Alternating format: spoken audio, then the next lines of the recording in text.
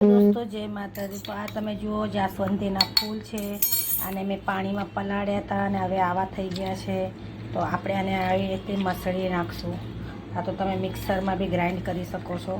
તો હું આવી રીતે આને પલાળી દીધા હતા। તો તમે જુઓ છો આ ફૂલોના કલર બદલી થઈ ગયા છે। આ જુઓ, તો આપણે આને છે ને માથામાં વાળમાં લગાવશું। એના માટે મેં અહીંયા પલાળી દીધા હતા એક રાત। જુઓ, આનો બહુ સરસ શેમ્પૂ બી બને છે અને આનાથી વાળ લીસા થાય છે। આના પત્તામાં બી એટલા ગુણ હોય છે ને, જેટલા જાસ્વંતીના ફૂલોમાં હોય છે ને એટલા એના પત્તામાં હોય છે। તો જુઓ, મંદિરમાં ચડાયેલા ફૂલો વધી જાય પછી તમારે આ રીતના આને પલાળી દેવાનું। આ જુઓ, જેમ કે શેમ્પૂ હોય ને એવું લાગે છે। તો આ જુઓ, આનાથી વાળ ધોઈએ તો આપણા વાળ એકદમ શાઇનિંગ થાય છે, સિલ્કી થાય છે। આની અંદર તમે કોઈ શેમ્પૂ નાખીને બી વાળ ધોઈ શકો છો। એટલું જો આની અંદર ચિકાસ હોય છે શેમ્પૂની જેમ જ। તમે આ રીતે આને મસળી નાખ્યું છે। હવે તમે આની અંદર શેમ્પૂ નાખીને વાળ ધોઈ શકો છો, તો સ્પ્રે બોટલમાં નાખીને બી આને યુઝ કરી શકો છો। તો આ જુઓ,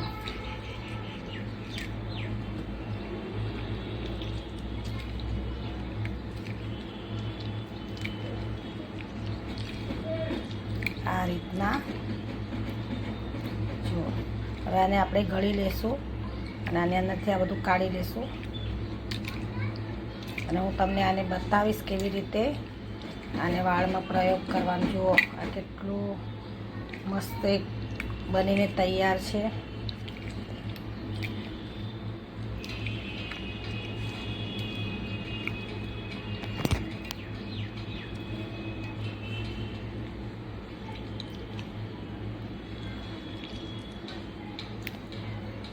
આ જુઓ, તો આપણે કાઢી નાખવાનું છે।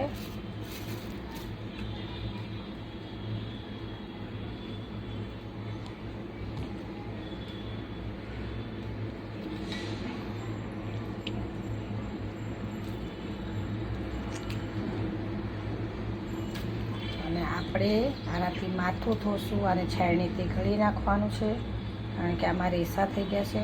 યા તો તમે મિક્સરમાં પીસી નાખો અને યા તો તમે આને ગળણીથી ગળી નાખો। હવે આપણે જોશું આનો ઉપયોગ કેવી રીતે કરશું વાળમાં। તો તમને હું બતાવીશ પેસ્ટ, તો તમે જોઈ શકો છો। તો હું હવે તમને મારા વાળમાં લગાવીને બતાવી દઈશ। તો ગરમીથી વાળ જુઓ આવા થઈ જાય છે। તો હું તમને આ બતાવી દઈશ। આ બહુ સરસ પેક છે, આનાથી વાળ બી ઉતરતા નથી ને વાળ સિલ્કી રહે છે। હું તમને આને લગાવીને બતાવું છું ને આને આપણે રાખશું 15-20 મિનિટ રાખશું। અત્યારે ગરમી છે તો ઠંડક લાગે છે વાળમાં। જુઓ, તમે જોઈ શકો છો। અને જાસ્વંતીના ફૂલ અને એના પત્તા આપણા વાળ માટે બહુ સરસ છે। હું જ્યારે નાની હતી ને ત્યારે મારા નાની મને જાસ્વંતીના પત્તા અને ફૂલ આ રીતે માથામાં લગાવતા હતા, ત્યારે વાળ બહુ સરસ લાંબા હતા। હવે વાળ આપણા કાપીને આપણે હેરસ્ટાઈલ કરીને આ જો વાળ આવા થઈ ગયા છે।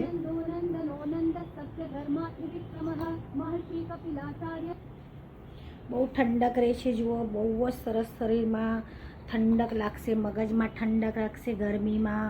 તો જાસ્વંતીના ફૂલ તમે ઘરમાં ચડાવતા હોય ભગવાનને તો એને ફેંકી નહીં દેવાનો, એનો ઉપયોગ કરો આ રીતે। અને જો તમારે એ રીતનું ન કરવું હોય તો તમે વેચાતા લાવીને બી આવી રીતે પેક બનાવીને વાળમાં લગાવી શકશો। તો તમે મને જોઈ શકો છો કે મેં આ વાળમાં આ રીતના લગાવી દીધું છે।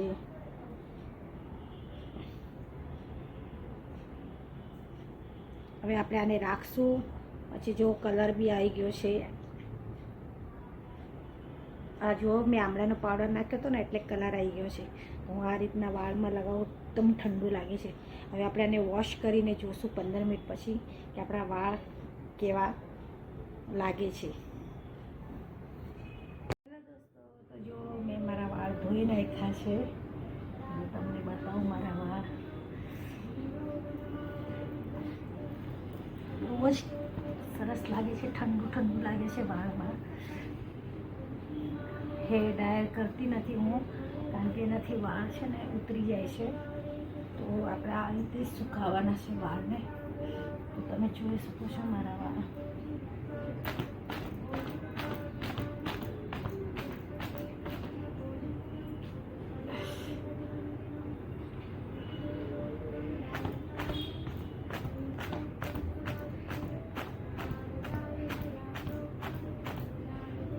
પહેલાં આવી રીતે જ વાળ સુકાવતા હતા.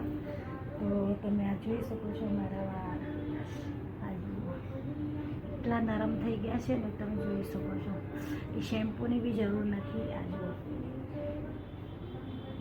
શેમ્પૂની બી જરૂર નથી. તો આનાથી વાળ બી સરસ થાય છે. અને એની અંદર અગર તમે થોડું શેમ્પૂ, તમારું કોઈ બી શેમ્પૂ કેમિકલવાળું નહીં, આયુર્વેદિક શેમ્પૂ નાખીને તમે ધોશો વાળ તો બી બહુ મસ્ત વાળ થશે. તો આ રીતના વાળને મસ્ત આયુર્વેદિકથી ચમકાવો અને લાંબા કરો. તો મારે હવે વાળ કાપવા નથી, મારે હવે વાળ વધારવા છે. તો હું આ રીતના આયુર્વેદિક ઘરે ઘરતું કાંઈ ને કાંઈક લગાવું છું.